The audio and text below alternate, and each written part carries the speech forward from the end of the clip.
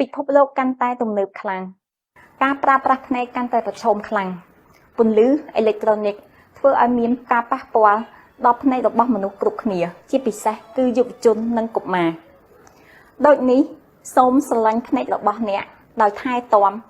និងទៅរកសេវាព្យាបាលភ្នែកជាមួយនឹងក្រុមគ្រូពេទ្យភ្នែកនៅមណ្ឌលសុខភាពនិងមន្ទីរពេទ្យបង្អែកដែលនៅជិតអ្នកបំផុត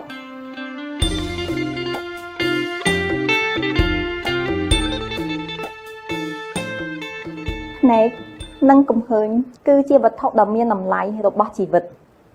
ភាពមើលឃើញច្បាស់គឺធ្វើឲ្យយើងមើលឃើញនៅពិភពលោកដ៏ស្រស់ស្អាតសូមប្រជាពលរដ្ឋយើងទាំងអស់គ្នាមកទទួលការពិនិត្យភ្នែកឲ្យទាន់ពេលវេលាកុំរង់ចាំរហូតដល់ភ្នែកមានបញ្ហានិងពិការភាព